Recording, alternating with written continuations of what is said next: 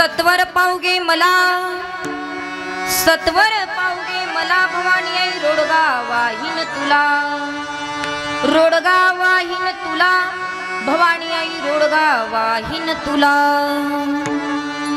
प्रस्तुत प्राप्त प्रसंगी कीर्तन रूपी सेवेकरिता निवडलेला अभंग महान भागवत भक्त संत सम्राट भक्तीतले शिरोमणी शांती ब्रह्म एकनाथ महाराज यांचा अत्यंत महत्त्वाचा 7 चरणाचा पण एका सासूर वासनीची व्यथा मांडणारा, त्या देवी भगवतीला नवस करणारा अभंग, नवे भारूड स्वरूपाचा अभंग या ठिकाणी नवरात्र उत्सवाच्या निमित्ताने अखंड हरिनाम सप्ताहाच्या निमित्ताने 5व्या दिवसाच्या सेवेकरिता निवडलेला आहे। अभंग एकनाथ महाराज यांचा आहे।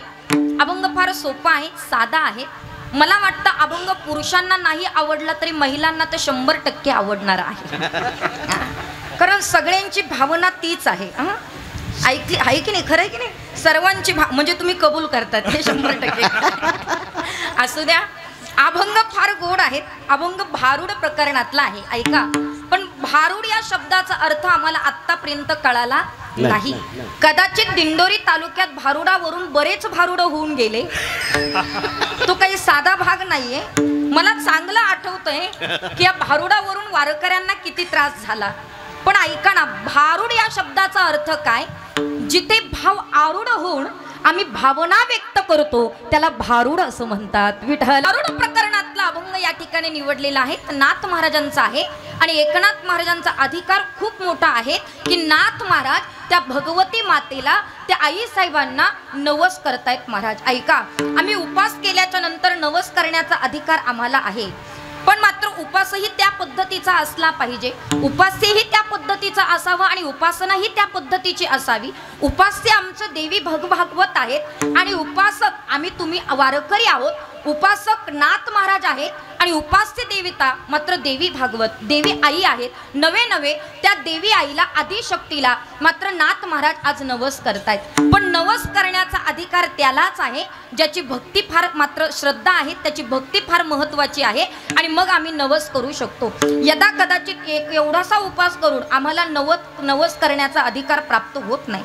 नवरात्र उत्सव म्हणजे नेमकं काय? नवरात्र उत्सवाची तयारी महिलांनी 2 महिने आधीच करायला सुरुवात केली, बरोबर आहे की नाही? 2 महिने आधीच तयारी आहे कशाची?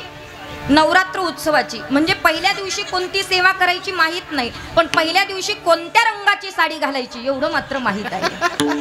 अगदी परफेक्ट कलरच्या साड्या घालतात महाराज, अगदी इकडं तिकडं होऊ देत नाही। सगळ्यात जास्त फायदा दुकानदारांचा आहे नवरात्र आल्याच्या नंतर। आणि माझं म्हणणं एवढंच आहे, गेल्या वर्षी मी तुम्हाला बोलली की नवरात्रीमध्ये 9 दिवसात कोणत्या रंगाच्या साड्या घातल्या हे महत्त्वाचं नाही, पण तुमचा आत्मरंग निर्मळ आहेत का याला सगळ्यात जास्त महत्त्व आहे। इथे आम्ही किती नट्टाफट्टा केला आणि किती छान सुरेख साडी घातली, पण आमच्या अंतरंगात जर एकमेकीविषयी कपट असेल तर मात्र ती नवरात्र साजरी होणार नाही। आणि व्यास महर्षी म्हणतात नवरात्र म्हणजे नेमकं काय, त्या नवरात्रीला नेमका कसा उपास करावा, ती नवरात्र नेमकी कशी धरावी हे व्यासांनी देवी भागवतामध्ये वर्णन केलेलं आहे। महाराज व्यासांनी सांगितलं नवरात्र म्हणजे नेमकं काय, तो उपास कशा पद्धतीने करायचा। आम्ही रात्रंदिवसाचा उपास करतोय महाराज, पण मात्र या ठिकाणी व्यास महर्षी म्हणतात समजा यदा कदाचित एखाद्या स्त्रीला दिवसनरात्र उपास धरणं शक्य नसेल तर व्यासांनी त्याच्यावर पर्याय शोधून काढला। दिवसा तुम्ही जेवण केलं आणि रात्रीचा उपास धरला तरी चालतो, कदाचित रात्री जेवण केलं आणि दिवसा उपास धरला तरी चालतो। यदा कदाचित मात्र सकाळी जेवण पोटभर केलं आणि संध्याकाळी फळ खाल्लं तरी चालतं। इतकं सोपं आहे नवरात्र मात्र त्या ठिकाणी उपवास। पण आम्ही इतके उपास करतो, पण आमची श्रद्धा अशी आहे महाराज की उपास करताना बऱ्याचदा असं दिसून येते, कदाचित तुम्ही मला नाव ठेवून जाल पण तुम्ही बघा दसरा झाल्याच्या नंतर बऱ्याच महिलांचं हिमोग्लोबिन कमी होतं। का? इतका उपास आम्ही करतो की आम्ही काही पोटाला खात नाही, पण संपूर्ण घर तुम्हा एका स्त्रीवर अवलंबून असतं आणि तुम्ही जर आजारी पडल्या तर संपूर्ण कुटुंब कोणी सांभाळायचं। मग तो उपासही असा करा की निदान आमच्या ताकदीचं आम्ही खाल्लं पाहिजे। सकाळी खिचडी संध्याकाळी खिचडी खाण्यापेक्षा गुळ शेंगदाणे सुद्धा खाणं फार गरजेचं आहे। तुम्ही म्हणाल ताई काय खावं हे सांगायला आल्यात का? अजिबात नाही, पण मला एवढंच कळतं की उपास जर पाहिलात ना तर बऱ्याच महिलांचं उपासाचं ताट मी पाहिलं दादा, जेवढं खायला आपल्याला अन्न कमी तेवढं उपासाचं जास्त. भेंड्या खाय बरं तरी वांगे खात नाही एवढं बरं. नाही तर सगळंच खातोय ना महाराज, डांगर चक्की मात्र सगळंच चालतंय. आणि मग मला विशेष वाटतं, याला उपास म्हणतात का? माझं म्हणणं एवढंच आहे, अन्नाचा उपास नाही केला तरी चालेल, पण विकारांचा उपास करणं अत्यंत महत्त्वाचं आहे. विकाराचा उपास घडला पाहिजे. मग तो उपास कसा करायचा? व्यास महर्षी म्हणतात, यदा कदाचित तुम्ही इकडे मूर्तीची रात्रंदिवस पूजा करत असाल, ऐका बरं का, फार महत्त्वाचं वाक्य आहे. रात्रंदिवस इकडे मूर्तीची पूजा करतो, पाची पक्वान्नाचा नैवेद्य त्याला देत असाल, या आईला, देवळातल्या आईला पाची पक्वान्नाचा नैवेद्य देतो, पण घरातली सासू उपाशी ठेवत असाल तर नवरात्र तुम्हाला घडणार नाही, अजिबात नाही. कारण घरातल्या म्हाताऱ्या सासूला अन्न देत नसाल आणि इकडे देवीची रात्रंदिवस उपासना करत असाल तरी त्याला अर्थ नाही. व्यास महर्षी म्हणतात, मग इथे जिवंत कन्येची पूजा करणं ही नवरात्र आहे. मग कशी करायची? व्यासांनी सांगितलं आहे का, पहिल्या माळीपासून शेवटच्या माळीपर्यंत आम्ही कशी पूजा करायची? व्यास महर्षी फार गोड मांडतायत बरं का, ऐका. पहिल्या माळीला 2 वर्षाच्या कन्येचं पूजन करायचं, म्हणजे पहिली माळ यशस्वी होत असते. पहिल्या माळीला 2 वर्षाच्या कन्येचं पूजन करायचं, दुसऱ्या माळीला 3 वर्षाच्या कन्येचं पूजन करायचं, कदाचित तिसऱ्या माळीला 4 वर्षाच्या कन्येचं पूजन करायचं, चौथ्या माळीला 5 वर्षाच्या कन्येचं पूजन करायचं, 5व्या माळीला 6 वर्षाच्या कन्येचं पूजन करायचं, 6व्या माळीला 7 वर्षाच्या कन्येचं पूजन करायचं, 7व्या माळीला 8 वर्षाच्या कन्येचं पूजन करायचं, 8व्या माळीला 9 वर्षाच्या कन्येचं पूजन करायचं. तेव्हा नवरात्राचं फळ तुम्हाला मिळेल. आमच्या घरातली मुलगी आम्हाला सुखी ठेवता आली पाहिजे. इकडे देवीची किती आराधना केली, बिना चपलेचं देवीकडे चालत गेलात, पण तुम्ही तुमच्या बायकोला रात्रंदिवस शिवा देत असाल तर ती नवरात्र घडणार नाही. तुम्ही तुमच्या आईला बोलत असाल तर ती नवरात्र घडणार नाही. तुम्ही तुमच्या मुलीला बोलत असाल तर ती नवरात्र घडणार नाही. अरे जित्या जागत्या घरातल्या स्त्रीला आम्ही सुखी ठेवू शकत नाही, तर मात्र इकडे देवीला कितीही नैवेद्य देण्याचा प्रयत्न केला तरी ती नवरात्र घडणार नाही. मग त्या नवरात्राची आम्हाला उपासना करायची आहे. मग त्या देवी शक्तीचा किती मोठा अधिकार आहे, नारी शक्तीचा किती मोठा अधिकार आहे. इथं देवीच्या उपासनेला 9 दिवस का दिलेत महाराज? इथे रात्री 2 आहेत. शास्त्राने जर बघितल्या तर एका रात्रीला म्हणतात शिवरात्र आणि एका रात्रीला म्हणतात नवरात्र. नवरात्र किती महत्वाचे आहे. 9 दिवस त्या नारी शक्तीचा जागर आम्ही करणं अत्यंत गरजेचं आहे. कारण आमच्या जीवनामध्ये खूप संकट आलं की तिथे देवाला पूजण्याचा प्रयत्न केला तर देव लवकर प्रसन्न होत नाही, म्हणून आधी माईला पूजावं लागतं. देवांकडनं जे शक्य झालं नाही ते मात्र एका देवीकडनं शक्य झालं. नारीचा अधिकार किती मोठा आहे महाराज, ऐका. या स्वराज्यामध्ये यदा कदाचित तुम्हाला माहीत नसेल, पण याच स्वराज्यामध्ये छत्रपती शिवाजी महाराजांच्या आऊसाहेबांचा काळ म्हणजे जिजाऊ मातासाहेबांचा काळ होता. आणि त्या जिजामातेच्या काळामध्ये इकडे मात्र महिलांची अवहेलना व्हायला लागली आणि मग जिजामातेनं मात्र भगवंताला नवस केला, पण मात्र त्या ठिकाणी विचार केला काही सुधारणा होत नाही. मग एका स्त्रीच्या मनातलं दुःख एक स्त्रीच जाणू शकते, म्हणून त्या जिजामाता सगळ्या देवांना नवस करण्याच्या ऐवजी तुळजापूरला गेल्या आणि त्या तुळजाभवानीला नवस केला की आता मात्र त्या ठिकाणी तुला दार उघडावं लागेल.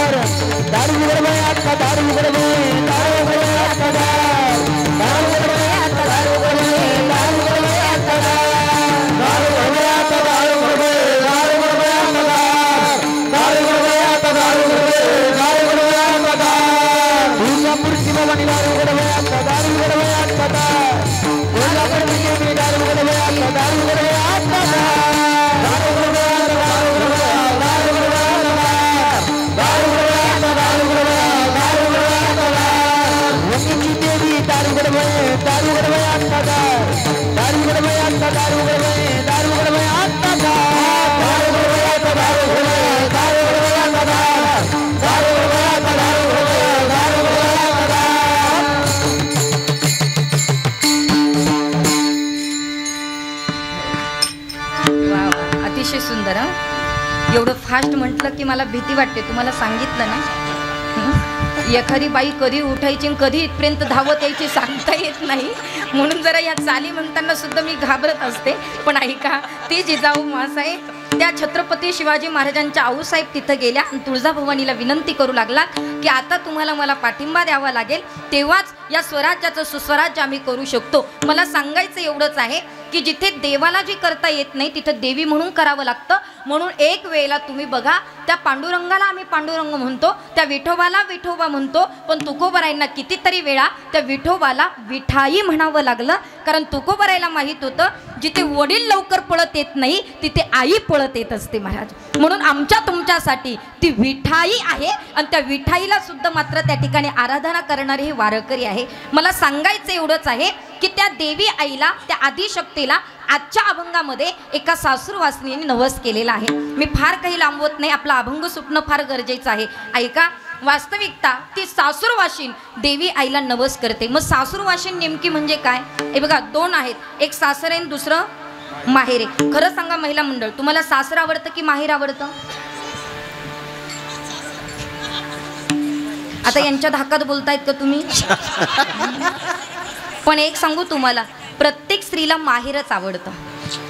प्रत्येक स्त्रीला काय आवडतं? माहेर आवडतं. ठीक आहे, आता तुमच्या सासरी तुम्हाला सगळं मिळतंय म्हणून बरं आहे, पण जी सासूरवाशीन आहेत ना तिला कायम माहेरी जायला आवडतं महाराज. माहेर का आवडतं? सासर आणि माहेरामध्ये काय मोठा फरक आहे सांगते जरा ऐका. सासर म्हणजे काय आणि माहेर म्हणजे काय फार लांबवत नाही, पण सासर म्हणजे पारतंत्र्य आहे आणि माहेर म्हणजे स्वातंत्र्य आहेत महाराज. तिथे स्वइच्छेने आम्ही काम करू शकतो. पारतंत्र्य, सासर म्हणजे काय? पारतंत्र्य. वाटलं तुम्हाला संध्याकाळी 4 वाजता तुम्हाला भूक लागली की सासरी जेवायला बसता येतं का 4 वाजता? नाही. पण माहेरात गेलात ना 4 नाही 5 वेळा वाजता बसता, कारण तिथे आमच्या मनाचं चालतं. म्हणून माहेर. आणि मग ती सासूरवाशीन स्त्री जी आहेत ती मात्र त्या भगवती मातेला नवस करते महाराज. काय म्हणते ताई का ना, ती म्हणते की हे आई, तुला मला पाहावं लागेल, मला प्रसन्न व्हावं लागेल, आणि तू जर मला प्रसन्न झाली तर मी तुला रोडगा वाहीन. ऐका, फार महत्त्वाचे शब्द आहेत. एक एक शब्दाचा अर्थ मी तुम्हाला नंतर सांगेल, पण पहिल्यांदा त्याचा भावार्थ सांगणं फार गरजेचं आहे. कदाचित या मात्र त्या ठिकाणी 1 तासामध्ये अभंग सुटेलच असं नाही, आणि नाही सुटला तर निदान भावार्थ तर आम्हाला कळायला पाहिजे. मग नेमकी कोणती सासूरवाशीन सांगितली, काय नवस केलाय आणि काय तिला आमिष दाखवलेलं आहे देवी भागवत मात्र भगवतीला. मग ऐका, ती सासूरवाशीन म्हणते, हे आई, तुला मला प्रसन्न व्हावं लागेल. आता मात्र मी या ठिकाणी देवबुद्धी माझी जागृत झालेली आहे आणि देहबुद्धीचा विसर पडून तो अहंकार नावाचा सासरा बाहेर गावी गेलेला आहे, पण तो जर पुन्हा आला तर माझा परमार्थ पूर्ण होणार नाही, म्हणून त्याला तिकडंच खपू दे, इकडे येऊ सुद्धा देऊ नको. ऐका पुढे काय म्हणते ती सासूरवाशीन. ऐक आई, ऐक, हे देवी आई, ऐक, माझी सासू ना मला फार जाच करते. मग सासू कोणती? तुमच्या घरात असणारी सासू नाही, कल्पना नावाची सासू आहे आणि ती मला फार जाच करते. इकडचं तिकडं तिकडचं तिकडं, याचा ऐकू नये मला सासूरवास कर, त्याचा ऐकू नये मला सासूरवास कर. मग तिचा जाच मला खूप आहे, म्हणून त्या कल्पना नावाची सासू जी आहे तिला लवकर निर्दळण कर, तिला इथं येऊ देऊ नको, तरच माझा परमार्थ पूर्ण होईल, ही सासूरवाशीन म्हणते. आई, असं जर झालं तर मी तुला रोडगा वाहीन. एवढंच नाही ग आई, माझी जी जाऊ आहेत ना, जाऊ, जाऊ म्हणजे कोणती जाऊ? ऐका, जाऊ म्हणजे इच्छा. माझा कामाजी नावाचा दीर आहे आणि त्याची बायको माझी म्हणजे माझी जाऊ म्हणजे ती इच्छा आहे. कामाजीमुळे इच्छा निर्माण झाली आणि त्या इच्छेमुळे माझा परमार्थ मला पूर्ण करता येत नाही, म्हणून एक काम कर, त्या इच्छेचा नवराच मारून टाक, म्हणजे तिला बोडकं कर, तो कामाजीच बाजूला टाक, म्हणजे मात्र माझा परमार्थ पूर्ण होईल. मी तुला नवस करते. एवढंच नाही ग आई, माझी जी नणंद आहेत ना, नणंद म्हणजे माया, आणि त्या मायेचे कार्टे म्हणजे द्वेष आणि मत्सर आहेत. ते कार्टे जोपर्यंत आहेत ना तोपर्यंत हे विठाई, हे आदिशक्ती, मी तुझी सेवा करू शकत नाही. तो द्वेष माझ्या जीवनात जोपर्यंत आहे तोपर्यंत माझा परमार्थ पूर्ण होणार नाही. म्हणून एक काम कर, त्याला मनोविग्रहाचा मात्र त्या ठिकाणी खरोच करून ठेव, म्हणजे ते माझ्याकडे लक्ष देणार नाही आणि माझा परमार्थ पूर्ण होईल. माझा परमार्थ पूर्ण होण्याकरता हे आई मी तुला नवस करते. आणि हे सगळे ज्याच्यामुळे वाढले ना, तो माझा नवरा आहे, तो माझा दादला आहे आणि त्या दादल्याचं नाव अविवेक आहे. आणि त्या अविवेकामुळे मी माझा परमार्थ करू शकत नाही. एक काम कर, त्याची मी आहुतीच देऊन टाकते आणि म्हणून मला तू मोकळी कर. एक सांगते देवी आई, हे सगळेच मरू दे एका बाजूला आणि मला एकटीलाच राहू दे. हा झाला अभंगाचा सरळ सरळ भावार्थ. विठ्ठल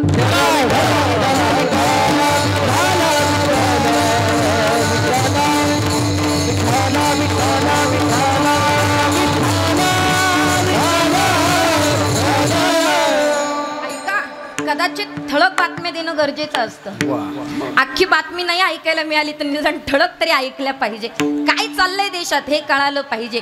आणि म्हणून ठळक ठळक बातम्या तुम्हाला दिल्यात. नाही अख्खा अभंग कळाला तर निदान ठळक ठळक तरी तुम्हाला कळेल. म्हणजे नाही माझ्याकडनं सगळं सोडवणं झालं तर एवढं तरी तुम्हाला कळावं. याच्या मागे एवढीच भावना आहेत महाराज. आणि मग नाथ महाराज म्हणतात की जी सासूरवासीन आहेत ना, ती सासूरवासीन त्या भगवती मातेला नवस करते. ऐका काय नवस करते. मी तुला रोडगा वाहील. कोणाला नवस करते. इथे देवीचं नाव भवानी घेतलंय. काय तुम्ही सगळे ऐकताय ना. भवानी भवानी नावाचं लोकांनी फार वाटोळं करून टाकलं. बाया कोणालाही भवानी म्हणतात. अख्ख्या गावभर फिरून येते तिला लोक म्हणतात भटक भवानी.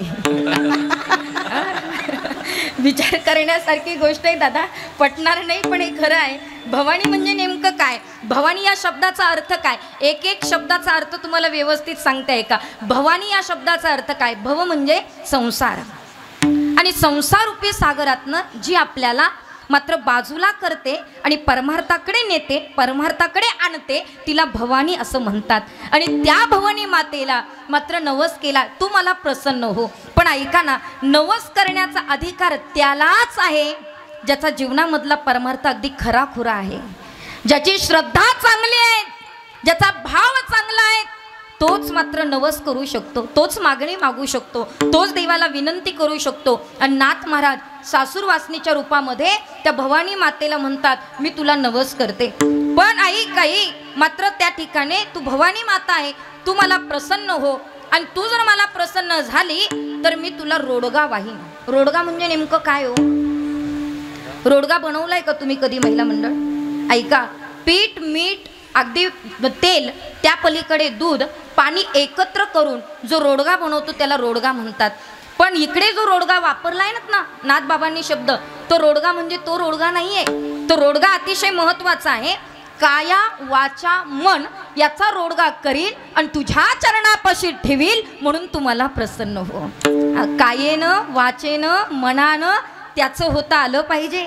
त्या देवीला प्रसन्न करायचं असेल तर आमची काया, आमची वाचा, आमचं मन फक्त तिचं झालं पाहिजेत महाराज. मग माणसं कायेनं एकीकडे, वाचेनं दुसरीकडे, मनानं भलतीकडे नाही प्रसन्न होणार महाराज. त्या आदिशक्तीला, आदिमाईला प्रसन्न करायचं असेल तर तुम्हाला काया वाचा मनाचा रोडगा व्हावा लागणार आहे. मग आम्हाला तो मात्र त्या ठिकाणी नवस करायचा आहे. पण नवस करण्याकरता तेवढं प्रसन्न अंतकरण तुमचं असलं पाहिजे.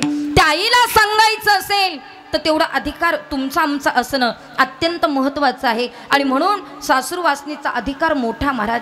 ती सासूरवासीन त्या देवीला नवस करते की मी तुला नवस करते, मी तो रोडगा तुला वाहील. पण ऐका ना, मात्र त्या ठिकाणी नवस करायचा असेल तर सगळ्यात महत्त्वाची तुमची भावना फार महत्त्वाची आहे. देवीबद्दल असणारी भावना गरजेची आहे की नाही. यदा कदाचित या मंदिरात आपण दर्शनाला येतो महाराज, नुसती वरपंगी भक्ती करून चालत नाही. आणि भक्ती करण्याकरता भगवंताने तर आम्हाला सगळं दिलंय ना. काय कमी केलेत मला सांगा ना. काही कमी नाही तो आमच्या जीवनामध्ये. सगळं आम्हाला प्राप्त करून दिले इंद्रिय हात पाय कान डोळे मुख बोला या वचन. परमात्म्याने इंद्रियाची निर्मिती करून दिली आणि सगळं आम्हाला मिळालं. पण देवापर्यंत जाण्याचा मार्ग आमचा चुकलाय म्हणून आम्ही नवस करू शकत नाहीत महाराज. म्हणून आम्हाला नवस करता येत नाही. जर मार्ग जर चुकलो देवापर्यंत जाण्याचा तर नवस कुणाला करता येणार नाही. आणि असंच आहेत महाराज, सगळं आम्हाला मिळालं पण आम्ही नवस चुकलोय. याचा बेस कमी करा दादा. खूप कार्यक्रम आहेत पुढे, साऊंडमुळे आवाज नको खराब व्हायला. विठ्ठल विठ्ठल विठ्ठल.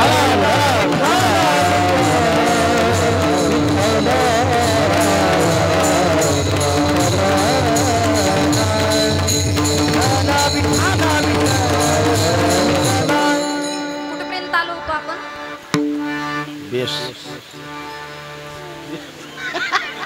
तुम्ही अशी रोडग्यासारखे नका बसू बरं. मला बरं वाटत नाही ना.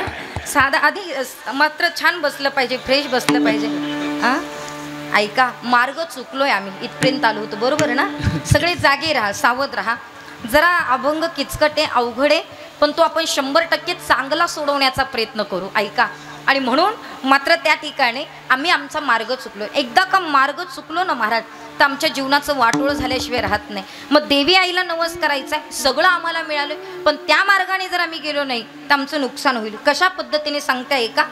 विश्वगुरु संतश्रेष्ठ निवृत्तीनाथांच्या पालखी सोहळ्यामध्ये एक 70 वर्षाचे बाबा वारीला निघाले. आता निघाल्याबरोबर निवृत्तीनाथांचा प्रवास म्हणजे 28 दिवसांचा प्रवास. 28 दिवस दादा. आणि मग एवढा प्रवास करायचा म्हटला तर वारकऱ्याला काही पैसे सोबत घ्यावे लागतात, बरोबर की नाही? असं बिना पैशाचं जाता येत नाही. म्हणून पैसे वारकऱ्यानं सोबत घेतले आणि घेतल्याबरोबर तिथून प्रस्थान झालं. आणि वारकरी बाबाला वाटलं आता पैसे मोजून घ्यावे आणि खिशात ठेवून द्यावे. वारकरी बाबानं पैसे मोजायला सुरुवात केली, सगळे मोजले आणि एका प्लॅस्टिकच्या पिशवीत ठेवले दादा. पण ऐका ना, नेमके ते पैसे मोजताना एका चोरानं वारकरी बाबाला बघितलं आणि बघितल्याबरोबर त्या चोरानं विचार केला, वारकरी दिसतंय, पैसे भरपूर आहे, पण याचे पैसे आपण चोरले पाहिजे. पण आपण चोर म्हणून गेलो तर पैसे चोरता येणार नाही. मग त्याच्यासाठी आपल्याला वारकऱ्याचा अवतार घ्यावा लागेल. आता अवताराचे वारकरी बरेच झाले दादा, खरं बोलायला गेलं तर पटणार नाही तुम्हाला. अवताराचे वारकरी खूप आहे. तुम्ही बघा, अवताराचा वारकरी व्हायला फक्त 1000 रुपये खर्च आहे. किती? अवताराने बरं का, फक्त बाह्य रंगाने वारकरी व्हायला किती खर्च आहे? 1000 रुपये. सफेद शुभ्र कपडे घातले, कपाळाला टिळा लावला, 2-4 माळी गळ्यात घातल्या, पताका खांदे, झाला वारकरी. अवताराचा वारकरी व्हायला 1000 रुपये खर्च आहे. पण निष्ठावान वारकरी व्हायला आयुष्य खर्च करावं लागतं, तेव्हा निष्ठेचा वारकरी होऊ शकतो दादा. एवढं सोपं नाही आहे वारकरी होणं, एवढं सोपं. बाह्य रंगाने बरेच आहे तो, बाह्य रंगाचे वारकरी बरेच, पण त्या चोरानं वारकऱ्याचा अवतार घेतला. ऐकताय ना तुम्ही सगळे? वारकऱ्याचा अवतार घेतला आणि वारकरी बाबाच्या बरोबर तो चोर निघाला. वारकरी बाबा पाणी देऊ का? वारकरी बाबा चहा देऊ का? वारकरी बाबा नाश्ता देऊ का? वारकरी बाबा पाय चेपू. वारकऱ्यानं विचार केला, 30 वर्ष झाले पण कधी कोणी सेवा केली नाही, हे सेवा करतय म्हणजे कुठंतरी पाणी पण करतय ना, करून घ्यायला हरकत नाही. वारकरी हुशार. बरेच कीर्तन ऐकले होते, कीर्तन ऐकलेले माणूस कधीच वाया जात नाही, त्याच्याकडे फार युक्त्या असतात दादा. तुम्ही बघा, बरेच अनुभव असतात. वारकऱ्यानं विचार, सेवा करताय ना, करून घ्यायला हरकत नाही. दिवसभर त्याच्याकडनं सेवा करून घ्यायचं. पण वारकऱ्यानं काय करायचं? रात्री झोपताना पैसे व्यवस्थित ठेवायचे, आरामशीर झोपायचं. यानं पाय चेपता चेपता वारकऱ्याला झोप लागलेली पाहिली, वारकऱ्याचे पैसे शोधायला सुरुवात करायचे. वारकरी बाबाच्या पायथ्याला पाय, उशाला पाय, टोपीत पाय, कोपरीच्या खिशात पाय, शर्ट, सगळीकडे पैसे शोधायचे पण पैसे मिळत नव्हते. अख्खी रात्र पैसे शोधायचं पण पैसे मिळत नव्हते. वारकरी एवढं खोडीचं होतं ना दादा की ते सकाळी उठायचं, परत पैसे काढायचं, परत मोजायचं. याच्या मनात अख्खी गणगणच ना हो. अख्खी रात्र पैसे शोधतो, गड्यान मिळत नाही, आणि हे नेमकं ठेवतो कुठून, मोजतं कसं ते काही कळत नाही.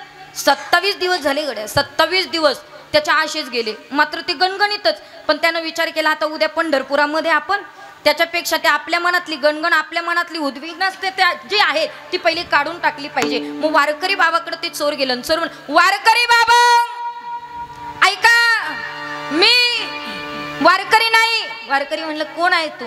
मी वारकरी नाही, मी चोर आहे, चोर. वारकरी बाबा म्हणलं, चोर कशा कर? तुमचे पैसे चोरण्याकरता आलो होतो. 27 दिवस झाले पैसे शोधतोय, मिळत नाही हो.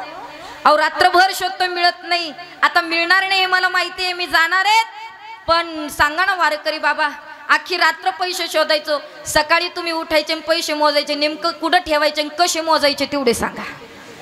वारकरी बाबांना विचारलं, सांग मला तू पैसे कुठं कुठं शोधले? ते चोर म्हणलं, वारकरी बाबा तुमच्या पायथ्याला पाहिले, उशाला पाहिले, कोपरीच्या खिशात पाहिले, शर्टच्या खिशात पाहिले, टोपीत पाहिले, पण मिळाले नाही. वारकरी बाबा हसला आणि सांगितलं, अरे बाबा पैसे मी माझ्या उशाला ठेवले नाही, पायथ्याला ठेवले नाही, टोपीच्या टोपीत ठेवले नाही, कोपरीत ठेवले नाही, अगदी शर्टच्या खिशात ठेवले नाही. मग वारकरी बाबा पैसे नेमके ठेवले कुठे? वारकरी बाबाला चोर म्हणलं, पैसे उचलले आणि तुझ्याच उशाला. तुझं आहे तुझं पासी, तुझं आहे तुझं पासी, तुझं आहे तुझं पासी, तुझं आहे तुझं पासी, तुझं आहे तुझं पासी, तुझं आहे तुझं पासी, तुझं आहे तुझं पासी, तुझं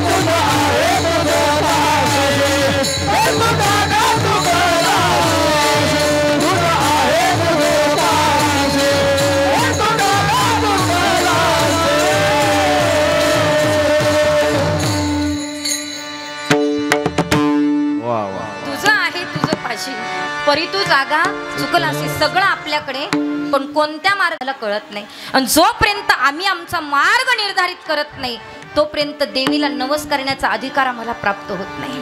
त्या भगवती मातेला जर नवस करायचा असेल तर सत्मार्गाने जाणं अत्यंत गरजेचं आहे. आणि मग ते सासूरवाशीन जीवनातल्या सासूरवासाला कंटाळलीत दादा, आणि कंटाळल्याबरोबर एका नदीवर आत्महत्या करायला गेली. ऐका, आत्महत्या फार मोठं पाप आहे बरं. कधी करण्याच्या भानगडीत पडायचं नाही महिला मंडळ, अजिबात नाही. तुम्हाला एक सांगू का, फार महत्त्वाचा मुद्दा आहे. एखाद्या व्यक्तीने जर आत्महत्या केली तर त्याच्या अंतविधीला गेलं तरी पाप लागतं, दहाव्याला गेलं तरी पाप लागतं. आता कशा स्वरूपाने लागतं ते मी सांगितलं असतं, पण तुम्ही काही मला एक्स्ट्रा फी देणार नाही. जाऊ द्या, आपण कधी वेळ मिळाला तशा द्याल का?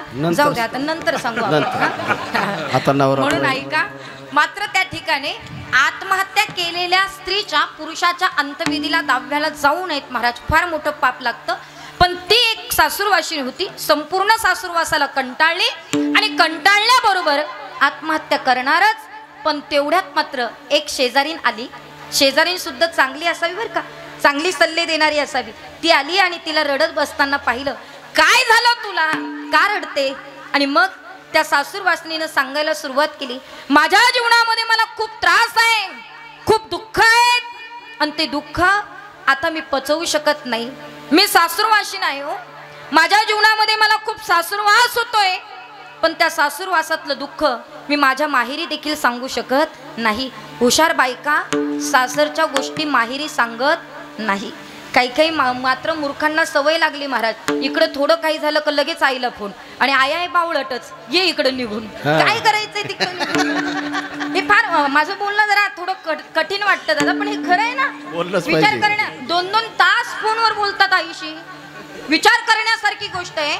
आई लगेच म्हणते तू इकडं निघून ये, तुला काही कमी नाही. अरे काय ही सांगायची पद्धत आहे? जुनी लोक इथं बसलीत महाराज, सगळी ज्येष्ठ मंडळी आपण आहात, पण तुम्ही बघा कधीच मात्र मुलगी सासरी गेली ताईबाप लाड देत नव्हते तिला, अजिबात नाही. तिला म्हणायची बाई थोडा सासूरवास आहे, निघून जाईल, पण मात्र एकदा लग्न केलं की मुलीची शोभा तिच्या सासरातच राहते, ही जुनी मंडळी सांगायची दादा. काही खरं नाही. तुम्हाला वाटतं माहेरी आम्हाला सगळे सांभाळतील, पैसा अमुक धमुक, काही खरं नाही. आणि मग शेजारीने सुद्धा चांगली सांगणारी असावी तो, आईनं सुद्धा मुलीला चांगला सल्ला दिला पाहिजे. आणि मग मात्र ती शेजारीने सांगायला लागली. काय झालं? तिनं सांगितलं, माझ्या सासरी इतका जाच होतो, इतका त्रास मला होतोय की आता मला आत्महत्येशिवाय पर्याय नाही, आणि मी माझ्या आईवडिलांना सांगू शकत नाही. माझ्या आईवडिलांनी फार काबाड कष्ट केले आणि मग माझं लग्न करून दिलं ग.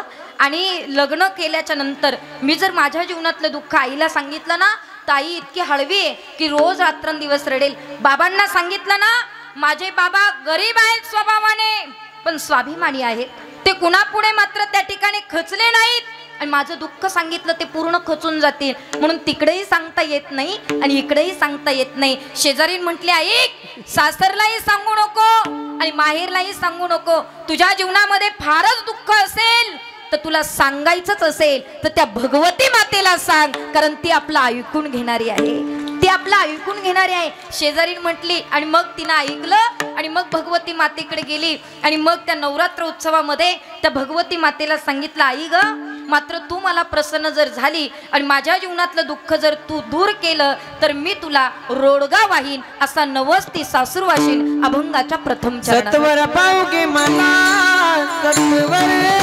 पावगे मला, सत्वर पावगे मला, सत्वर पावगे मला, सत्वर पावगे मला, सत्वर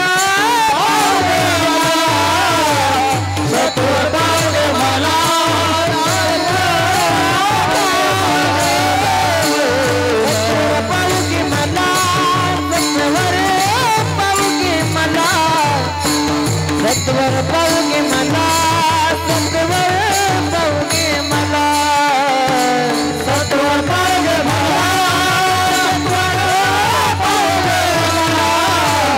सत्वर पावगे मला, सत्वर पावगे मला,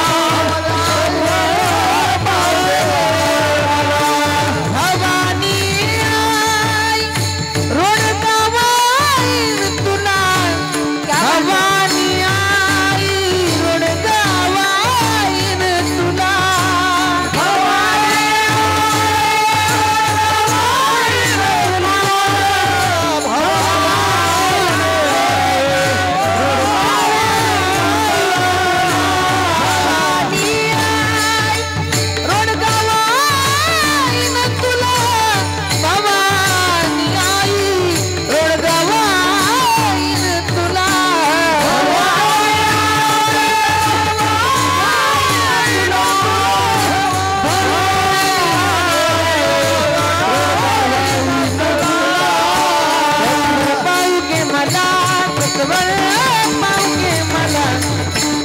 सत्वर पावगे मला सत्वर पावगे मला सत्वर पावगे मला सत्वर पावगे मला सत्वर पावगे मला सत्वर पावगे मला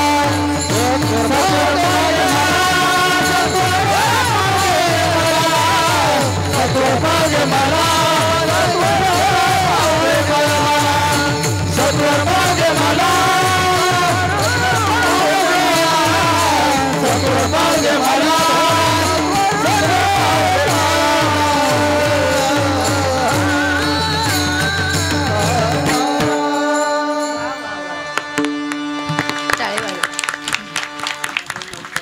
सत्वर पावगे मला भवानी आई रोडगा वाहीन तुला. ती सासूर वाशीन त्या भगवती मातेला म्हणते मला तू प्रसन्न हो. पाव म्हणजे प्रसन्न हो. मी तुला रोडगा वाहीन, काया वाचा मनाचा रोडगा वाहीन. पण ऐक ना गाई, माझ्या या सासरमध्ये सगळा मोठा त्रास ज्याचा आहे तो माझा सासरा आहेत ग. माझ्या सासऱ्याच्या आधिपत्याखाली सगळं घर चालतं आणि माझा सासरा फार घातक आहे. तो मला तुझ्याकडे येऊ देत नाही. तो सासरा मला कीर्तनाला जाऊ देत नाही. तो सासरा मला प्रवचन ऐकू देत नाही. तो सासरा मला कथा ऐकू देत नाही. तो सासरा टाळ घेऊ देत नाही. तो सासरा एखाद्या गरीबाशी मला बोलू देत नाही ग. माझा सासरा फार वाईट आहे. मग सासरा म्हणजे नेमकं कोण? ऐका, मी तुम्हाला सगळ्या गोष्टी सांगणार. सासू सांगणार, सासरा सांगणार. पण तुम्हाला माझी विनंती आहे, सगळे चांगले लक्षात ठेवायचे. आणि अभंग संपत आला की मी सगळे प्रश्न तुम्हाला विचारेल, तेव्हा मला कळेल की माझं कीर्तन तुम्हाला किती कळालं. नाही तर काय अर्थ आहे उगाचच विनाकारण मी बडबड करायची आणि तुम्ही एका कानाने ऐकायचं आणि दुसऱ्या कानात. अजिबात नाही. आणि म्हणून तो सासरा म्हणजे नेमका कोण आहे? मग तो सासरा सगळ्या परमार्थाकडे आम्हाला जाऊ देत नाही महाराज. तो सासरा फार वाईट आहे. त्या सासऱ्याचं नाव आहे अहंकार. तो अहंकार आम्हाला टाळ घेऊन उभं राहिलं तरी कमीपणा वाटतो त्या अहंकारामुळे. तो अहंकार आम्हाला कीर्तनात गाऊ देत नाही. तो अहंकार आम्हाला कीर्तनाला जाऊ देत नाही. मी का कीर्तनाला जायचं? मी तर फार पुढारी आहेत. मी का बसायचं? मी का ऐकायचं? मला एक स्वतंत्र बैठक पाहिजे. मला स्वतंत्र व्यवस्था पाहिजे. मी वारी का करायची? लोक मला काय म्हणतील? तो अहंकार नावाचा जो सासरा आहे तो आमच्या जीवनात फार घातक आहे महाराज. आणि तो अहंकार आम्हाला त्याच्यापर्यंत जाऊ देत नाही हो. फार वाईट आहे तो अहंकार. एकाने मला विचारलं की ताई, पायी पायी वारीला जातात, तुमच्या पायाला सूज येत नाही का? त्यावर उत्तर द्यावं वाटलं, पायाला सूज येते पण मनाची सूज उतरते, याच्या करता वारी आहे. आमचे मन सुजलेत दादा, मन खरंच सूज आलीत आमच्या मनांना. कशाने सुजलेत आहे का? वास्तविकता काही नाही हो. 4-5 बोल चांगले वाजवायला यायला लागले की आमचं मन अहंकाराने सुचतं आणि मग त्या वादकाने वारीत चाललं पाहिजे. 70 ओलांडलेलं बाबा जेव्हा गळ्यात पखावं जाटकून 20-20 किलोमीटर वाजवत चालतं तेव्हा वाटतं आपलं वाजवणं काहीच नाही. त्या अहंकाराची सूज तिथं उतरते. एखादा गायक आहे, 4-5 प्रमाण सुंदर गायलेत, पण 70 ओलांडलेले बाबा जेव्हा वारकरी चाली म्हणतात, फडाच्या चाली म्हणतात, तेव्हा वाटतं आपलं गायन कुठंच लागत नाही. तिथे अहंकाराची सूज उतरते. 4-5 कीर्तन पाठ करून केलेत ना की 70 वर्षाच्या बाबांनी नाटाचे अभंग असे म्हणून दाखवले की मग वाटतं आपण कुठंच नाही. ती अहंकाराची सूज उतरते. ऐका, नुसता घरी बंगला आहे पण कोट्याधीश माणूस रस्त्यानं सगळ्यांना पाणी वाटत फिरतो ना, मग वाटतं आपला बंगला कुठंच लागत नाही. त्या अहंकाराची सूज उतरावी याच्याकरता वारी केली पाहिजे दादा. आम्ही सगळे अहंकारी झालो तो. आणि कशा कशाचा अहंकार आम्हाला आहे? सत्तेचा अहंकार, संपत्तीचा अहंकार, रूपाचा अहंकार महाराज. या सगळ्या गोष्टी नाशिवंत आहे. सत्ता किती दिवस? 5 वर्ष महाराज. आणि तो खुर्चीचा रोग असा आहे ना की तो एकदा लागला की सोडतच नाही महाराज. फार वाईट आहे खुर्ची. इतकी वाईट आहे की पदासाठी माणसं काही करायला तयार आहेत. म्हणून ऐका ना, सत्ता फक्त 5 वर्षाची. किती तुम्ही चांगलं वागण्याचा प्रयत्न केला तरी लोक निवडूनच देतील असं काही नाही. कारण आता मतदार चांगले राहिले नाही. पहिले मतदार माणुसकीवर निवडून द्यायचे, आत्ताचे मतदार पैशावर निवडून देतात, स्वतःचं मत विकतात. हे फार मोठं दुर्भाग्य आहे. सत्ता 5 वर्ष. सत्तेचा अहंकार करू नका. दुसरी गोष्ट, संपत्तीचा अहंकार करू नका. कितीही कमवलं आणि केवढंही कमवलं तरी जाताना आमच्या सोबत काही देणार नाही, म्हणून संपत्तीचा अहंकार. हे तो संपत्तीचे वारे साचुकार जाईल, संपत्तीचे वारे साचुकार जाईल, सासुकार जाईल संपत्तीचे वारे सासुकार जाईल सासुकार जाईल संपत्तीचे वारे सासुकार जाईल संपत्तीचे वारे. मला संपत्ती म्हणजे वाऱ्याप्रमाणे आहे. वारं माहितीये ना, हा काहींचं पद येतं वाळुटी सारखं निघून जातं. काय अर्थ आहे का? मला सांगायचंय की संपत्तीचं सुद्धा तसंच आहे. म्हणून माणसाने संत गतीनं वाहिलं पाहिजे. ते वाळुटीप्रमाणे नको आहेत महाराज. ती वाऱ्याप्रमाणे संपत्ती असते, लगेच निघून जाते. म्हणून ऐका, संपत्तीवर अहंकार करू नका, सत्तेवर अहंकार करू नका. आणि तिसरी गोष्ट फार महत्वाची, ज्याच्यामध्ये आम्ही पूर्णपणे आटोकलोय, ते म्हणजे रूप. काही लोकांना रूपाचा अहंकार झाला. ही म्हणते मी सुंदर आहे दिसायला, ती कुरूप आहेत, ती काळी आहेत, मी गोरी आहेत. महाराज मला सांगा ना, रूप किती दिवस टिकतो? एकदा तिशी ओलांडली ना की तुम्ही किती चांगल्या क्वालिटीची क्रीम वापरा, किती चांगली पावडर वापरा, कातडी गोळा होणार हो, केस पांढरे होणार. किती पांढरे केस काळे करण्याचा प्रयत्न केला म्हणून म्हातारं तरुण होत नाही, अजिबात नाही. म्हणून हे सगळं संपणार आहे. रूपाचा अहंकार करू नका, सत्तेचा अहंकार करू नका, संपत्तीचा अहंकार करू नका. अहंकार अतिशय वाईट आहे. आणि यदा कदाचित वारीला निघालो आणि एक एक अहंकार आम्ही धूत चाललोत महाराज. इथून प्रस्थान झालं आणि 28 दिवसांमध्ये किंचितही अहंकार आमच्यात राहिला नाही. आणि तो अहंकार राहिला नाही. आणि मग त्या विटेवर उभा असणाऱ्या आमच्या विठाईला मात्र त्या ठिकाणी तो वारकरी सांगतो, हे विठाई मी तुझ्याकडे आलोय. 28 दिवसाच्या प्रवासात माझा अहंकार आता पूर्णपणे निघून गेलेला आहे. आणि निघून गेल्याच्या नंतर कदाचित मी जर घरी गेले तर तो पुन्हा परत येण्याची शक्यता आहे. म्हणून त्याला तिकडच खपू दे, इकडे येऊ सुद्धा देऊ नको. हे महाराज अभंगाच्या गावी गेला सासरा माझा गावी गेला सासरा माझा गावी गेला सासरा माझा गावी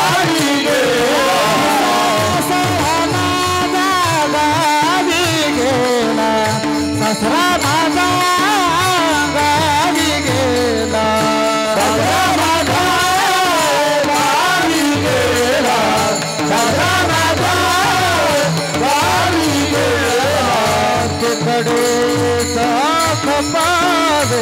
काला तुकडे कपवे काला सत्वर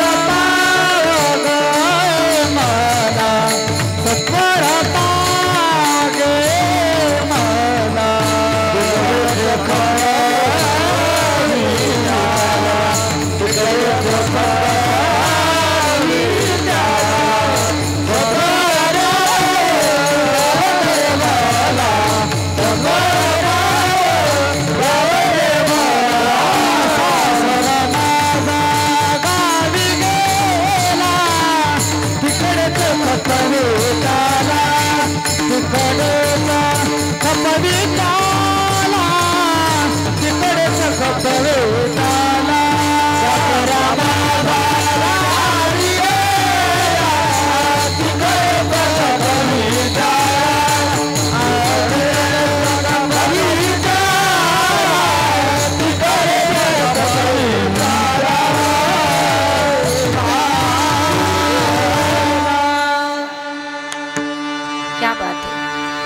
जरा टाळी वाजवली तर मला बरं वाटत. मला दुसऱ्याचं कौतुक करायला मन मोठं पाहिजे, विनाकारण नाही. इतकं सुंदर गायन झाल्यानंतर टाळी वाजली पाहिजे. पण माणसं सभेत टाळ्या वाजवतं पण इथे वाजवत नाही. आणि सभेत 500 रुपये देतात ना तुम्हाला टाळी वाजवायची, म्हणून तुम्ही तिथं पण जाऊ द्या, हरकत नाही. टाळी वाजवल्या गेली पाहिजे. इतकं गायन गोड आहेत महाराज.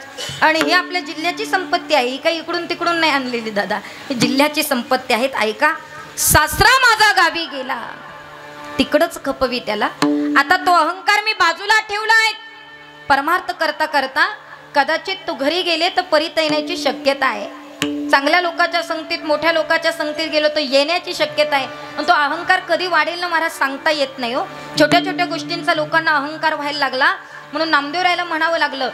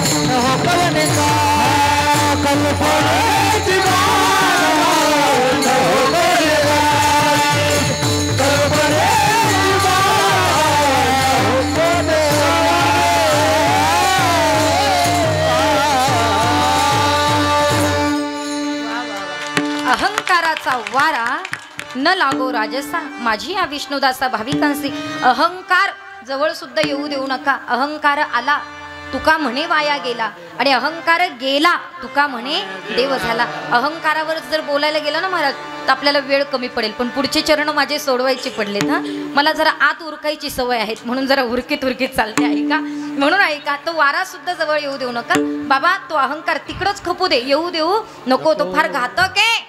माझा सासरा फार कडक आहे आणि तो एकदा आला की बाकीचं काही करू देत नाही म्हणून त्याला तिकडच खपव. एवढंच नाही, माझ्या प्रपंचातली जी सासू आहेत ना, सासूरवास माहिती ना, ऐका. ती सासू मला जाच करते. आता खरं सांगायचं, सून जाच करते की सासू जाच करते? हा सासू सध्या सुनाच जाच करता हो. सगळं बदललंय की नाही? हा सगळं बदललंय दादा. आता सुनेचा जाच आहे दादा, सासूचा नाही राहिला हो. आणि म्हणून ऐका ना, पण तेव्हाची सासू फार कडक, ती जाच करणारी. मग ती सासू म्हणजे नेमकी कोण हो? ती सासू म्हणजे कल्पना. कल्पना म्हणजे कल्पना चावला नाही बरं. आणि तुमच्यातली एकही कल्पना नाही, नाही तर एखादी इथं कल्पना असायची विनाकारण त्यांना वाटेल माझ्यावर बोलता की काय ताई, म्हणून तुमच्यातली कल्पना नाही. जी कल्पना आहेत ना महाराज ती अतिशय वाईट आहे. ती कल्पना कधी उत्पन्न होईल सांगता येत नाही. दुसऱ्याचा बंगला पाहिला तरी कल्पनेत बंगला येतो, दुसऱ्याची गाडी पाहिली तरी कल्पनेत गाडी येते. म्हणून ती कल्पना आम्हाला अपेक्षा वाढवायला लावते महाराज. आणि देवीला अपेक्षा करणारा भक्त कधी आवडत नाही. ज्ञानोबाराय म्हणतात, अनापेक्ष सुचिर दर्श उदासीनो गतवेताः सर्व आरंभ परित्यागी योमत भक्त समप्रिय. भगवंताचं प्रिय व्हायचं असेल तर कल्पनेची अपेक्षा करू नका महाराज. उदासीन रहित राहू नका. कदाचित मात्र ती उदासीन होऊन राहू नका. उदासीन रहित राहणं फार गरजेचं आहे. म्हणून ती कल्पना फार वाईट आहे हो. ती इकडनं तिकडं इकडे येऊन बसते. ती कल्पना आम्हाला परमार्थ व्यवस्थित करू देत नाही. ती कल्पना इकडचं तिकडं करते. ती कल्पना आम्हाला धावाधाव करायला लावते. म्हणून ती कल्पना नावाची जी सासू आहेत ना ती आम्हाला फार जाच करते. म्हणून एक कर ग आई, मात्र ती जाच करणारी जी सासू आहे ना तिचं लवकरात लवकर निर्दळन कर. हे महाराज अभंगाच्या का ती सासू काय करते? जाच करते. सासू म्हणजे कोण? कल्पना नावाची सासू आहे. ती मला जाच करते, लवकर तिला निर्दाळ इकडं येऊ देऊ नको. ती कल्पना जर आली तर माझा परमार्थ पूर्ण होणार नाही. म्हणून ती सासू इकडे येऊ देऊ नको. एवढंच नाही ना महाराज, ती सासूरवाशीन म्हणते घरामध्ये एकटीची मला फार भीती वाटते ग. आणि तिचं नाव आहे जाव. जाव ज्याने नाव ठेवलं असेल ना दादा, पहा ना, जावा एकत्र कधीच नाही एकत्र यावा म्हणून जावा कधीच एकत्र येत नाही. किती फार तुम्ही किती गोड बोला तरी जावा एकत्र येणार नाही. एकमेकीचं कुटाळ केल्याशिवाय राहणार नाही. जावा फार कुटाळ करणाऱ्या. आणि ती जावेत ना जाव फार घातक आहे. ती फडफड बोलते. एखादं काम नाही केलं ना तरी ती फडफड बोलते. तिचा पट्टा एकदा सुरू झाला की ती थांबत नाही. मग ही जाव कुणाच्या जीवावर बोलते तर त्याचं मूळ आहे देर. तो देर कायम तिची बाजू घेतो. देर माहिती ना तुम्हाला? तो दीर कायम त्या जावेची बाजू घेतो. आणि तोच एकदा जर बाजूला केला ना तर हिचं बोलणं थांबेल. मग तो देर कोण आहे? तो कामाजी नावाचा पाटील आहे. तो काम नावाचा दीर आहे. आणि जोपर्यंत काम आहे तोपर्यंत इच्छा उत्पन्न होते. एकदा कामच मारून टाकला की इच्छेला येण्याचं कामच नाही राहत महाराज. म्हणून त्या जावेचा नवरा मारला पाहिजे. कारण इच्छा वासना अत्यंत घातक आहे दादा. ती वासना जवळ यायला लागली की आम्हाला परमार्थापासून ती दूर नेते दादा. मोठ्या मोठ्यांचा घात केला तो वासनेने. मोठ्या मोठ्यांचं ऐश्वर्य संपवलं त्या वासनेने. मोठ्या मोठ्यांचा प्रपंच उद्ध्वस्त केला त्या वासनेने महाराज. इंद्र मात्र त्या ठिकाणी एवढा मोठा देवादी देव असताना सुद्धा नाश झाला एका वासनेने. विश्वामित्र रंभेच्या पाठीमागे कुत्रा होऊन गेला त्या वासनेने.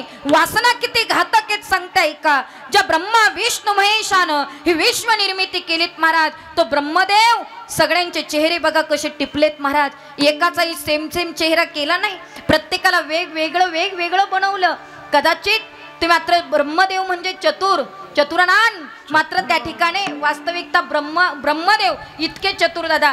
सगळ्यांचे चेहरे बनवायला ब्रह्मदेवच बसले होते. आता ज्याचा वाकडा तिकडा असेल त्यानं शिव्या देऊ नका बरं का. पण ऐका, सगळ्यांना बनवायला कोण होतं? ब्रह्मदेव सगळ्यांना छान बनवलं, इतकं सुंदर बनवलं. नाकाच्या जागी नाक आहे, डोळ्याच्या जागी डोळे आहेत, अगदी ओठाच्या जागी ओठ आहे. याच्यातल्या तिघांमधला एक जरी पार्ट मागे नेला असता तर कसं दिसलं असतं? म्हणजे माझ्याकडे पाहून कल्पना करू नका, तुमचं तुम्हालाच राहू द्या. पण ऐका ना, नाकच फक्त पाठीमागे नेलं असतं तर चांगलं दिसलं असतं का? अजिबात नाही. किती सुंदर बनवलेत आपल्या सर्वांना. नाकाच्या जागी नाक, डोळ्याच्या जागी डोळे, ओठाच्या जागी ओठ, केसांच्या जागी केस बनवलेत महाराज. इतकं छान त्या ब्रह्मदेवाने आपली निर्मिती केली. पण मला एवढंच म्हणायचं आहे, या जगामध्ये उभ्या महाराष्ट्रामध्ये आणि संपूर्ण भारत देशामध्ये किती ब्रह्मदेवाची मंदिर आहे? तो एकच आहे. पण बघा तुम्ही, फक्त एकच ब्रह्मदेवाचं मंदिर आहेत महाराज.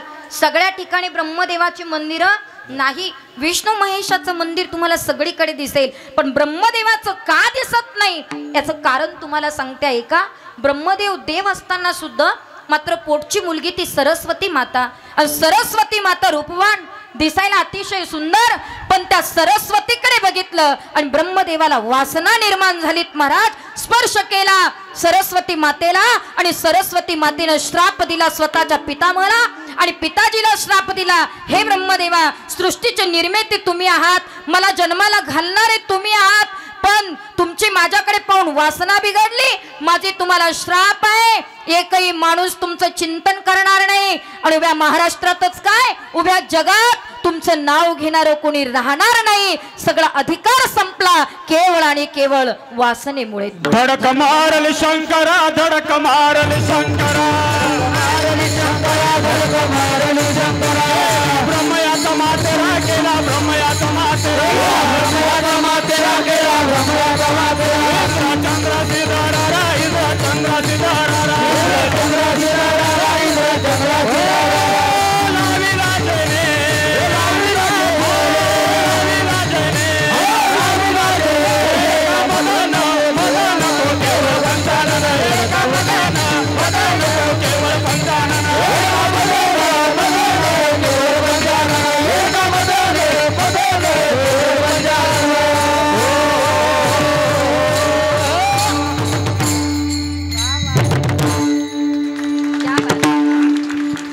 भारुडा तेडका आला म्हणजे भारूड पूर्ण झालं. असं ऐका, गोड प्रमाण दिलं. धडक मारिली शंकरा, केला ब्रह्मयाचा मातेरा, मात्र त्याला धडक मारली की ब्रह्मदेवाचा सुद्धा मातेरा होतो. महाराज, ही वासना अतिशय वाईट आहे, पण ती वासना महाराज आज कुठेही उत्पन्न व्हायला लागली. तो विचार करण्यासारखी गोष्ट आहे. आज या कलियुगाचा जर विचार केलात ना महाराज, संपूर्ण भारत देशामध्ये, संपूर्ण महाराष्ट्र राज्यामध्ये 6 वर्षाच्या लेकीवर सुद्धा बलात्कारासारखा प्रसंग ओढून यायला लागलात महाराज. हा मातेरा व्हायला वेळ लागणार नाही. विचार करण्यासारखी गोष्ट आहे. एखादी तरुण मुलगी आम्ही सांभाळू शकतो, पण 6 वर्षाच्या लेकरानं कुणाचं काय बिघडवलं की तिच्यावर सुद्धा अत्याचारासारखे प्रसंग होतात महाराज. मी अनेकदा बोलत असते, तो अत्याचार झाला, बलात्कार झाला की आम्हाला फक्त एवढंच माहिती आहे की आंदोलन करणं आणि मेणबत्त्या जाळणं. पण मी अनेकदा विनंती करते, आता मेणबत्ती जाळण्याच्या भानगडीत पडत बसू नका. आता मेणबत्ती जाळू नका. मेणबत्ती जाळण्यापेक्षा बलात्कारी जाळा, म्हणजे मेणबत्ती जाळायची वेळ पडणार नाही. बलात्कारी जाळायला पाहिजे. पण आमच्या भारत देशाचं राजकारण इतकं घाणेरडं आहे महाराज. संपूर्ण भारताचं जाऊ द्या, महाराष्ट्राचं तितकं राजकारण घाणेरडं आहे की कदाचित बलात्कार होतो तेव्हा म्हणतात सरकार झोपलंय का, आणि बलात्कारी स्वतःवरच गोळी मारून घेतोय तेव्हा म्हणतो या सरकारवर निषेध व्यक्त करायला पाहिजे. भर दिवसा कसं काय एवढं एन्काउंटर होतं, हे विशेष आहे. हे राजकारण इतकं घाणेरडं आहे की एकमेकाच्या पोळ्या भाजण्या करतात महाराज. लेकराचा आणि अत्याचाराचा सुद्धा विचार करायला आम्ही तयार नाही आहोत. मी तर म्हणते प्रत्येक बलात्कारी असाच गेला पाहिजे जसा बदलापूरचा गेला, तसाच गेला पाहिजे. काही कोणी मात्र त्या ठिकाणी दुःख व्यक्त करू नका. काही मात्र माणसाशिवाय विषयी प्रेम दाखवू नका. अशा माणसांविषयी प्रेम दाखवण्यात काय मजा आहेत महाराज. अरे ज्यांना 6 वर्षाचं लेकरू कळत नाही, ज्यांना आमच्या देशातली कन्या कळत नाही, विचार करण्यासारखी गोष्ट. इतके वासनाधीन झालेत महाराज. विचार करा तुम्ही, इतकी वासना वाढलीत आमची, इतकी वासना वाढलीत. बरं, ही वासना कशापासून वाढली, याचं मूळ काय, कारण काय महाराज. कदाचित हे बंद होईल की नाही मला माहीत नाही, पण या वासना वाढण्याच्या पाठीमागे जर कारण काही मूळ असेल तर फक्त आणि फक्त मोबाईल एकमेव मूळ आहे. आता आमची छोटी छोटी मुलं ऑनलाईन अभ्यास करायला लागली दादा. पण ते सर्च करता करता कधी घाणेरडे व्हिडिओ येतात सांगता येत नाही. आणि कधी 10 वर्षाचं पोरग सुद्धा त्याची वासना उत्पन्न होते आणि चुकीचं वागतायत महाराज. मी तर त्या दिवशी मुख्यमंत्री साहेबांना विनंती केली की मुख्यमंत्री साहेब याच्यावर काहीतरी मात्र त्या ठिकाणी नियम लादला पाहिजे. नियम जर लादलात तर मला वाटतं नाही 70% पण 50% तरी बलात्कार कमी होतील असं मला वाटलं महाराज. विचार करण्यासारखी गोष्ट आहे त्याच्यावर. म्हणून ती वासना वाढली आणि ती वासना अतिशय घातक आहेत. आणि म्हणून नाथ महाराज म्हणतात ती सासूर वासनेची व्यथा करत असताना ती सासूर वाशीन म्हणते माझ्या जीवनामध्ये जी जाव आहेत ना ती फडफड करते, मला चांगल्या गोष्टी करू देत नाही, परमार्थाला जाऊ देत नाही, कधी इच्छा उत्पन्न होईल सांगता येत नाही. मग ती इच्छा उत्पन्न होऊ नये म्हणून त्या कामाजी नावाचा दीर मार आणि तिला बोडकी कर. हे महाराज अभंगाच्या 4थ्या गतीला प्राप्त व्हावं लागतं. ज्ञानोबराय म्हणतात अंतकाळाचे मती तेची प्राणी ऐसी गती तया लागे श्रीकृष्णा चित्ती अहोरात्री स्मरावा. ऐका रोहिदास महाराज, संतश्रेष्ठ रोहिदास महाराज मरता मरता एका चपलेत जीव गुंतला महाराज. ती वासना एका चपलेत अटकली म्हणून पुढच्या कुळात म्हणून चर्मकाळ कुळामध्ये जन्म घ्यावा लागला. इतकी वासना वाईट आहेत. बघा ना तुम्ही जडभरत राजा हरणी गर्भी गेला घाला तो घातला वासनेने. वासना इतकी वाईट आहेत ना दादा, कदाचित तुम्ही त्याच्यात गुंतला की तसंच छापून बाहेर येतं, दुसरं काही येत नाही हो. एक फोटोग्राफर होता ऐका, तो फोटो काढत होता आणि फोटो काढताना पहिला शब्द त्याचा असतो काय, स्माइल प्लीज. लई दरिद्री लोक आहे दादा, स्माइल करा सुद्धा सांगावं लागतं.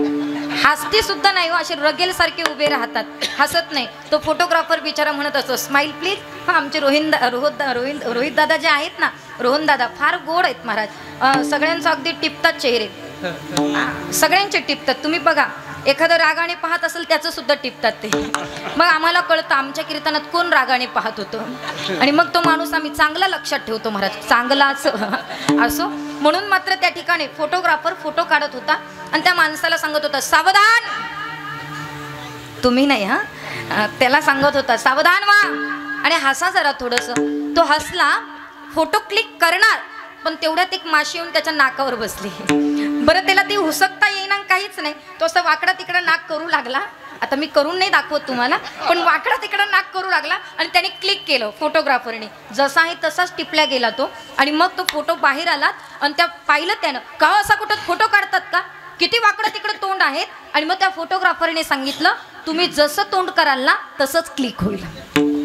कळतंय का तुम्हाला, जसं कर्म कराल ना तसंच फळ भोगावं लागेल. जशी वासना उत्पन्न होईल ना त्याच गतीला तुम्हाला प्राप्त व्हावं लागेल. म्हणून मात्र नाथ महाराज म्हणतात ती सासूर वाशिन म्हणते की पहिली माझी वासना बाजूला ठेव, फार फडफड बोलते तिला बोडकी कर, तो काम बाजूला जाऊ दे. एवढंच नाही, ती सासूर वाशिन म्हणते माझी जी ननंद आहेत ना, ननंद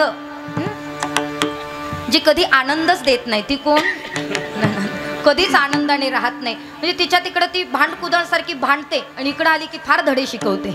म्हणून ती ननंद, तिला कधी दुसऱ्याचा प्रपंच चांगला देखवत नाही. ती ननंद नवरा बायकोत भांडण लावते, ती ननंद सासू सासऱ्यात भांडण लावते, ती ननंद अतिशय वाईट. मग ती ननंद म्हणजे कोण आहे त्याच्या अभंगामध्ये, ती ननंद म्हणजे माया आहेत. माया, ती माया आम्हाला देवाकडे जाऊ देत नाही, देवाचं होऊ देत नाही.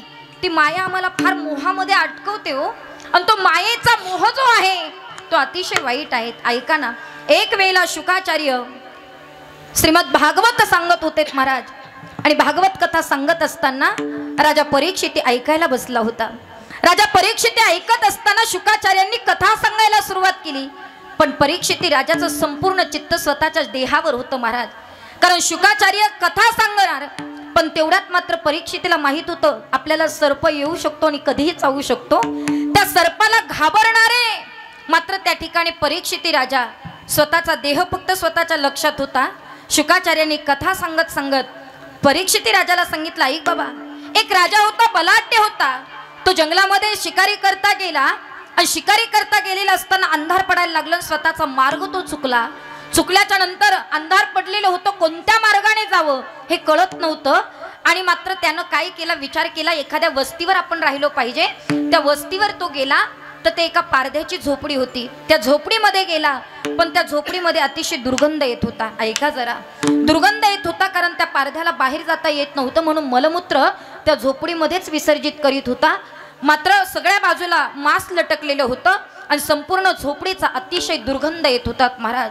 आणि मग पारध्यानं राजाला पाहिलं आणि राजाला सांगितलं, राजे साहेब आपण राजे आहात, माझ्या झोपडीत थांबू नका हो, माझ्या झोपडीमध्ये फार दुर्गंध येतोय, मलमूत्र मी इथेच विसर्जित करतोय, इथे मांस लटकलेला आहेत, तुम्ही इथं थांबू नका. राजानं सांगितलं काय व्हायचं ते होऊ दे, पण आजची रात्र मी इथेच थांबेल आणि इथंच थांबलो तरच वाचणार आहेत. परीक्षिती राजा शुकाचार्यांना बोलू लागले, काय मूर्ख राजा आहेत, अरे त्या झोपडीमध्ये इतका दुर्गंध येतोय तरी तिथंच थांबायचं म्हणतोय, मांस लटकलेला आहे तरी तिथंच थांबायचं म्हणतोय, जिथे मलमूत्र विसर्जित केलंय तरी तिथंच थांबायचं म्हणतोय, मूर्ख आहे राजा. असं कोण म्हटलं? राजा परीक्षिती बोलू लागलात आणि बोलल्याबरोबर शुकाचार्यांनी सांगितलं, मूर्ख राजा नाहीत, मूर्ख तू आहेत. म्हणे मी? अरे हो, इथं कथा ऐकायला बसल्यापासून स्वतःच्याच देहाचा मोहाचा विचार तू करतोय, तुला माहित नाही का आतमध्ये काय आहेत? हे नाशिवंत आहेत आणि याच्यामध्ये मलमूत्राचा गाभा आहे. हा देह नाशिवंत मलमूत्राचा गाभा, हा देह नाशिवंत मलमूत्राचा गाभा, हा देह नाशिवंत मलमूत्राचा गाभा, हा देह नाशिवंत मलमूत्राचा गाभा, चर्म घातलेले पूर्वी कीटकाचा गाभा, चर्म घातलेले पूर्वी कीटकाचा गाभा, रमरामात गुंफिले होती अमंगतेचा वागा, रमरामात गुंफिले अमंगतेचा वागा, अनंत हरिहर स्वर्णदायी गोविंदा, कलियुगी मदालका दोहंतो दोरे बाळा, कलियुगी मदालका दोहंतो दोरे बाळा, कलियुगी मदालका दोहंतो दोरे बाळा, कलियुगी मदालका दोहंतो दोरे बाळा.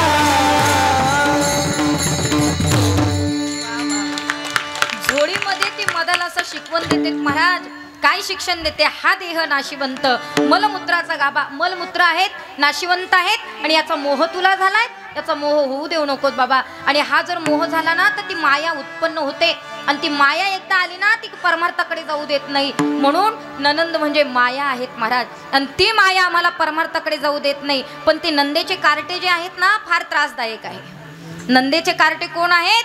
त्याचं नाव आहे द्वेष.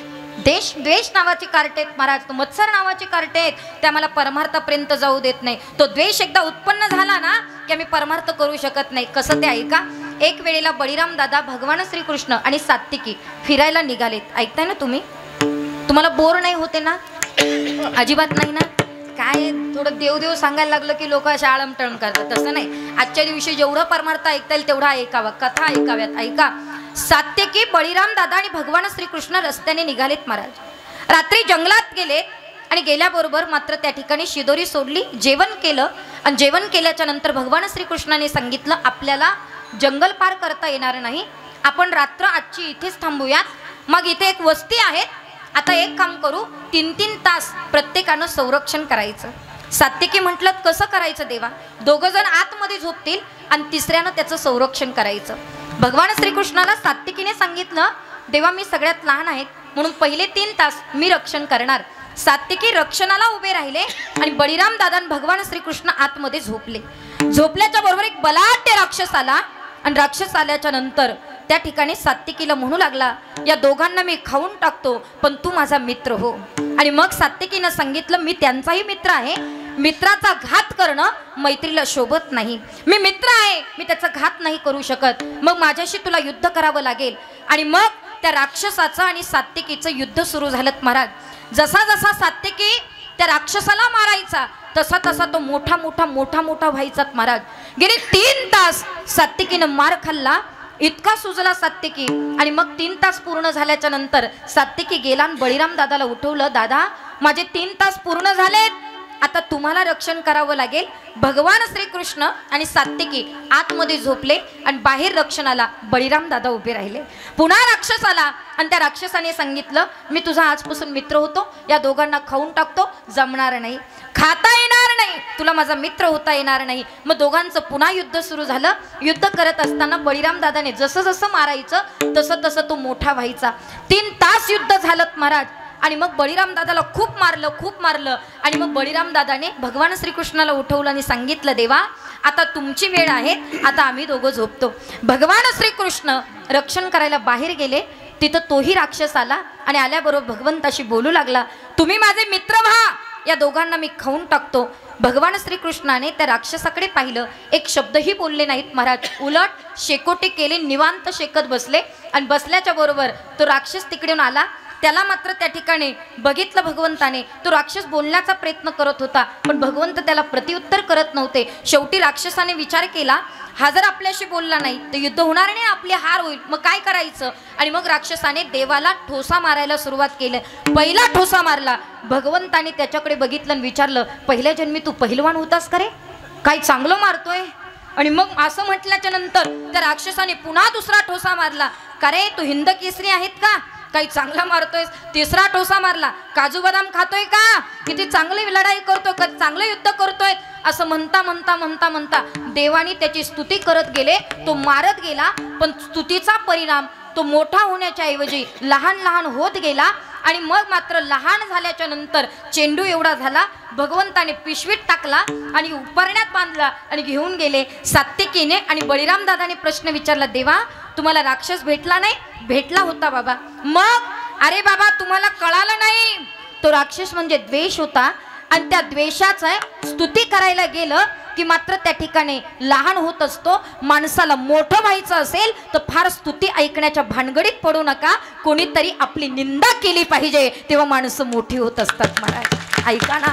आणि मग लहान होत गेल्याच्या नंतर सात्विकीने आणि बळीराम दादांना सांगितलं, अरे इतकी निंदा केली त्यानं आमची, पण तुम्ही त्याची स्तुती केली. अरे बाबा हा द्वेष फार घातक आहे आणि तो द्वेष का एकदा जवळ आला ना की माणसाच्या आयुष्यामध्ये प्रगती करून देत नाही. म्हणून ही जी लेकरं आहेत ना नंदीची, ते द्वेष आहेत, त्यांना मात्र इतकी खरूज होऊ दे. एकदा खरूज झाली ना की तो द्वेष जवळ येणार नाही. माणसा किती तापड असू द्या, किती अभ्यास असू द्या, पण त्याला खरूज नावाचा रोग होऊ द्या, त्याला काही सुचत नाही.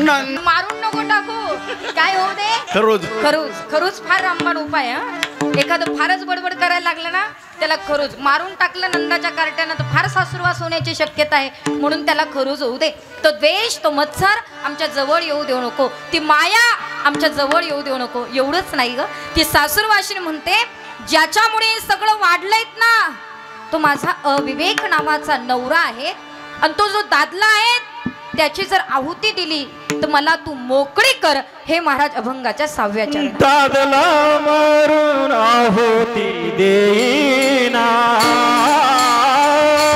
दादला मारून आहुती देईना,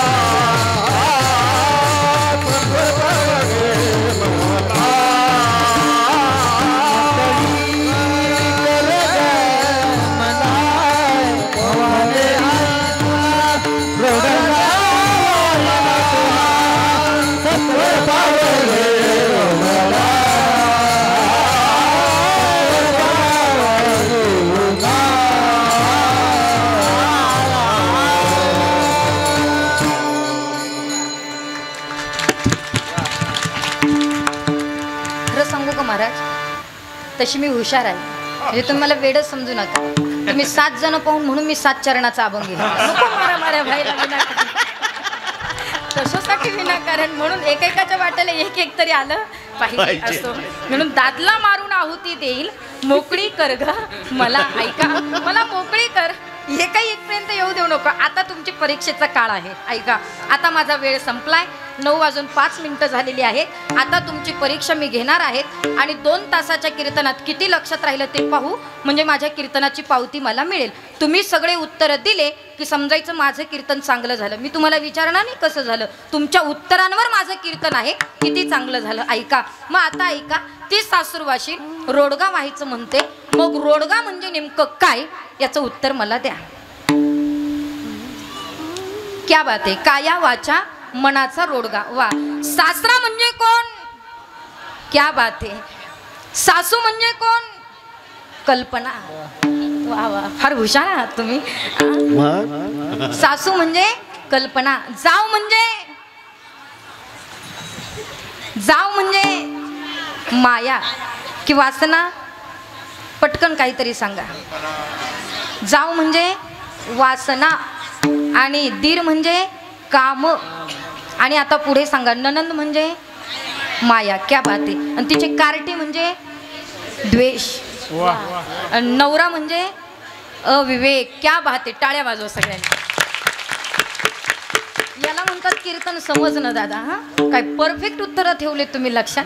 आणि ही माझ्या कीर्तनाची पावती आहे दादा. मला असं वाटतं एकूण एक शब्द जर अभंगाचा कळाला तर माझं कीर्तन सार्थक होईल. अन्यथा विनाकारणच फार गायचं फार मात्र वाकडं तिकडं तो आपल्याला ते जमत नाही दादा. म्हणून मला असं वाटतं तुम्हाला समजलं की आमचं कीर्तन तुमच्या अंतःकरणापर्यंत पोहोचलं. म्हणून ऐका ना. ज्या नवऱ्यामुळे सासरा आला, ज्या नवऱ्यामुळे सासू आली, ज्या नवऱ्यामुळे जाव आली, ज्या नवऱ्यामुळे धीर आला, ज्या नवऱ्यामुळे ननंद आली, ज्या नवऱ्यामुळे ते मात्र नंदेचे कार्टे आले. मग ते कोण कोण? अहंकार, मात्र कल्पना, जाव म्हणजे वासना, कल्पना, वासना, जाव मात्र त्या ठिकाणी वास्तविकता, ते भाचे म्हणजे द्वेष, मत्सर आणि त्याही पलीकडे नवरा म्हणजे अविवेक. ज्याच्यामुळे हा प्रपंचाचा पसारा वाढलायत ना त्याचीच आहुती देऊन टाकते आणि मला तू मोकळी कर.